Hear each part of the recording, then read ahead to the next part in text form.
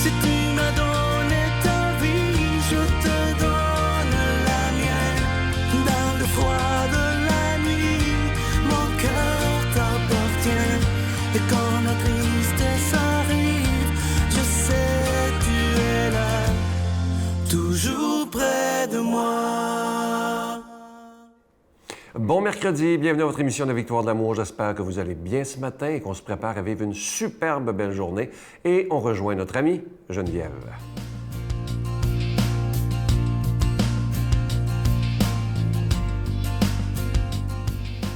Bonjour tout le monde, bon mercredi. J'imagine que vous avez lu la lettre que j'ai écrite. Vous savez, chaque mois, Sylvain nous écrit une belle lettre, il nous donne des nouvelles, il nous encourage, il nous donne des nouvelles. Et un chroniqueur ou un collaborateur est invité à écrire aussi une lettre et on m'a demandé. Et je suis ravie d'avoir pu m'adresser à vous par écrit. Et pour le mois de juillet, donc vous l'avez peut-être déjà lu, je voulais approfondir avec vous la grâce qui est passée pour moi quand je vous ai écrit ça, parce que on m'a demandé d'écrire, de m'adresser à vous.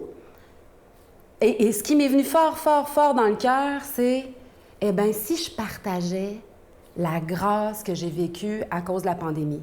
Parce qu'il n'y a pas juste du négatif qui arrive avec les événements de nos vies. Dieu se sert de tout pour nous rendre meilleurs, Dieu se sert de tout. Et dans nos difficultés, grâce à la souplesse de notre cœur ou à l'humilité de notre cœur, on peut vraiment faire des pas en avant. C'est difficile de se dire « Ah ben oui, c'est à cause des souffrances. » Ben oui. Tous les événements peuvent être source de grâce, mais l'isolement, le confinement nous a peut-être... En tout cas, moi, ce que je vous ai partagé dans la lettre, c'est que j'ai des piliers.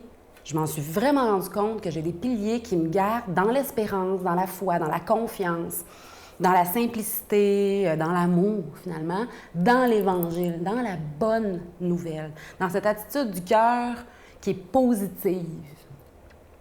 Et le principal pilier de ma vie, c'est la parole de Dieu. Souvent, il y a des liens qui se font, vous le savez, vous me voyez aller, je la traîne partout, ma belle Bible, et mes petits pains de la parole.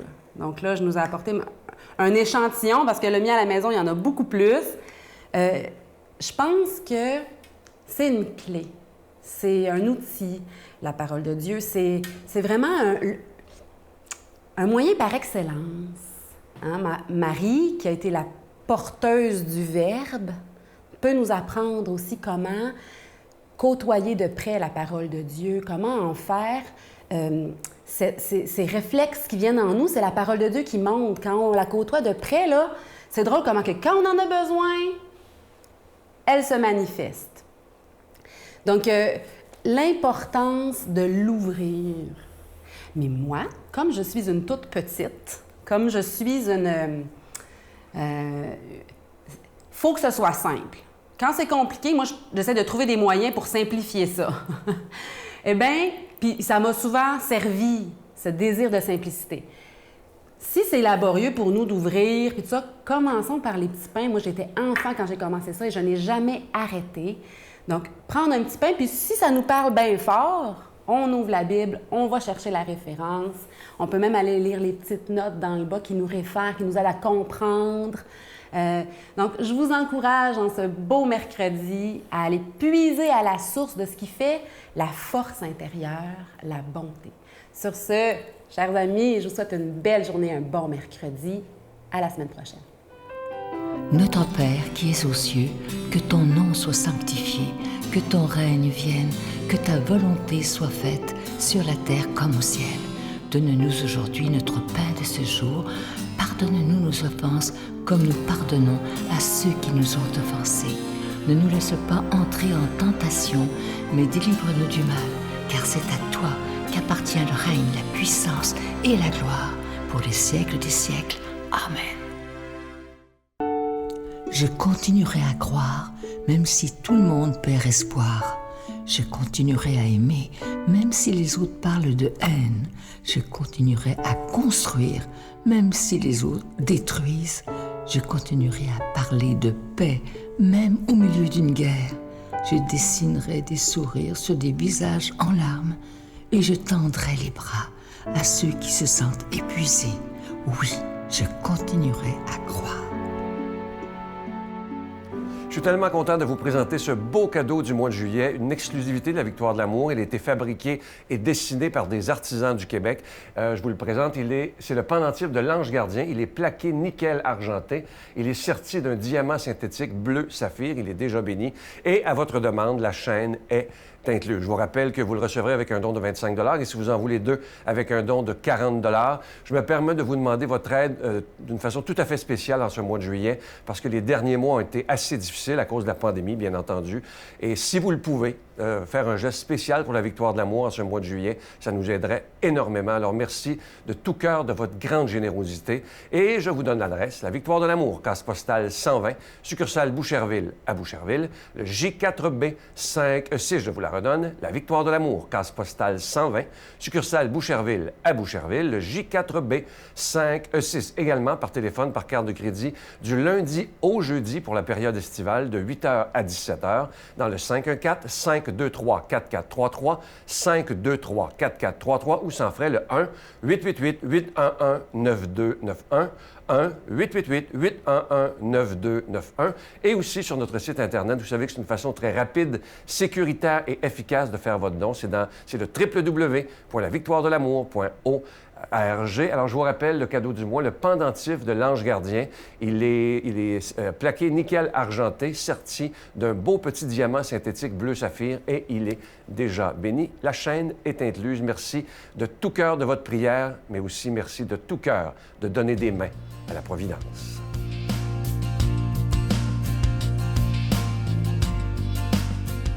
Mon Dieu, donnez-moi la sérénité d'accepter les choses que je ne peux changer, le courage de changer les choses que je peux et la sagesse d'en connaître la différence.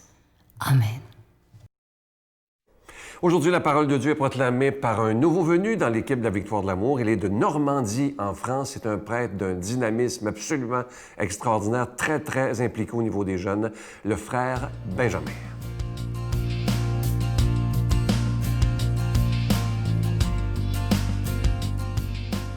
Évangile de Jésus-Christ selon saint Matthieu.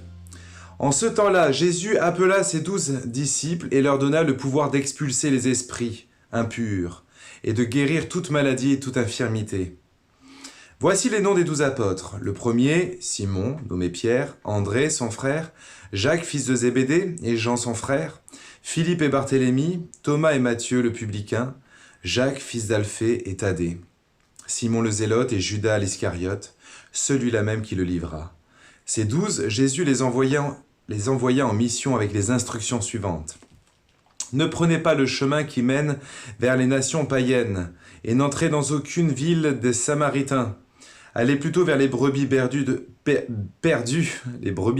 la maison d'Israël. Sur votre route, proclamez que le royaume des cieux est tout proche. Ha! Bon, alors, un évangile qui a l'air tout simple comme ça, mais il y a de quoi dire déjà parce que il y a des choses qui peuvent être un peu étonnantes. Alors peut-être un petit conseil, quand on lit la parole de Dieu, avoir un peu un cœur et un esprit un peu d'ignorant, ou peut-être d'enfant, de jeunes d'aujourd'hui qui naguère entendu parler de la parole de Dieu, de tout ça. Et avoir cette espèce de regard un peu vierge et contemplatif qui observe les choses, qui dit « Ah tiens », qui est un peu comme, vous voyez, finalement la meilleure image c'est peut-être celle-là, celle de l'enfant qui rentre, j'ai un flash, je vois un enfant qui rentre dans une cathédrale par exemple. Ah, il regarde là, c'est quoi ? Et pourquoi nanana ? Voilà. Et va avoir un peu cette approche-là avec l'évangile, je peux vous dire que vous allez en découvrir le sucre, et puis surtout, vous allez cultiver une espèce de curiosité. Voilà. Bon, ça, c'était une petite parenthèse au conseil du jour de frère Benjamin, voilà. Ça vaut ce que ça vaut. Alors, donc, aujourd'hui, on entend déjà tous ces prénoms, et c'est beau, moi, je trouve. Rien que ça, vous voyez, comment un enfant doit s'émerveiller de ça, de se dire, voilà, chaque prénom est nommé, des 12 disciples, chacun compte. Voilà. Rien que ça, c'est beau. Bon, une petite considération passagère. Maintenant, venons-en au cœur du sujet.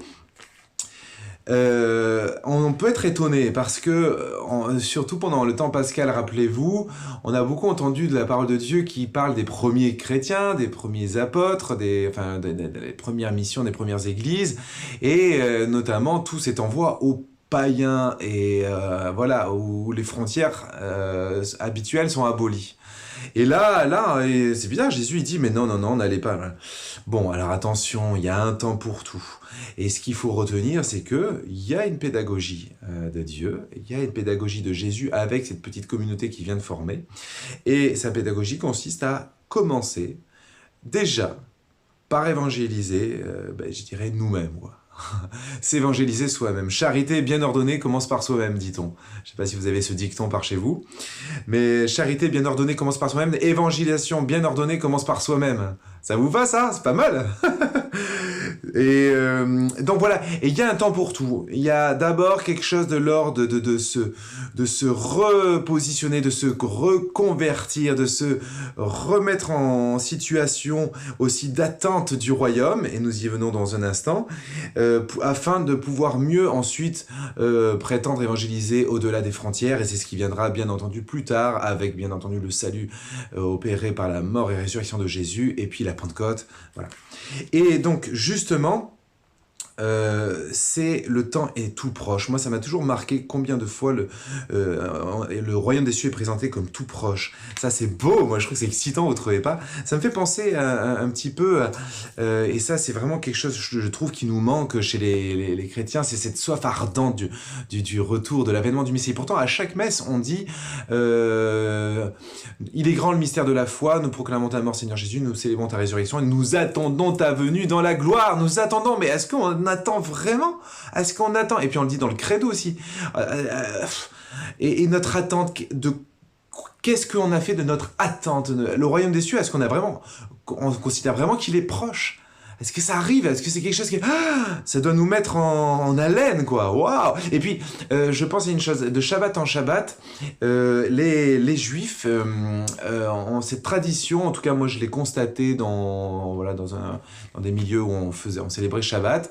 Eh bien, à la fin d'un certain chant qui s'appelle le Lecha Dodi, on se tourne tous au dernier couplet en chantant Boïchala, Boïchala. Et Boïchala, ça veut dire viens ma bien-aimée. Et donc, c'est une référence au Cantique des Cantiques. Bien sûr, mais surtout, c'est à ce moment-là, on se lève tous, on se prosterne, on lève les mains. Vous voyez, c'est pas l'apanage des charismatiques.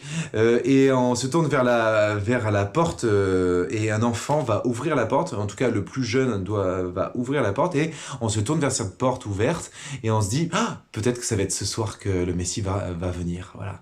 Alors bon, nous, on a cette chance de savoir que le Messie est arrivé, mais il reviendra. Et le royaume des cieux, voilà, est-ce qu'il y a une attente, un désir profond? Je vous laisse avec cette question.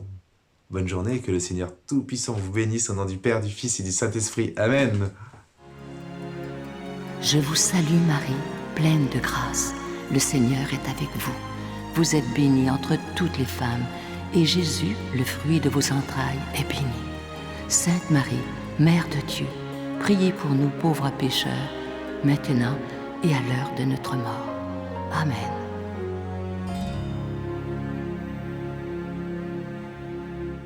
Nous sommes toujours dans cette semaine du Pari du cœur. Merci de tout cœur de ce que vous ferez pour la victoire de l'amour.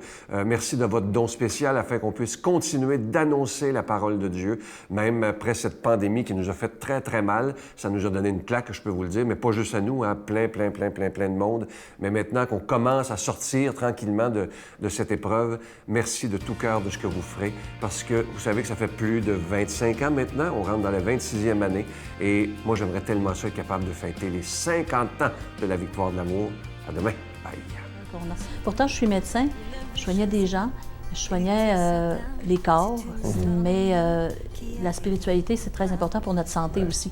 Il était avec elle à tous les jours. Il la tenait dans ses bras, c'était son amour. Ils étaient ensemble depuis toujours. Mais il rêve encore de son retour. C'est sûr qu'on pourrait s'en douter qu'un jour le bon Dieu viendrait la chercher.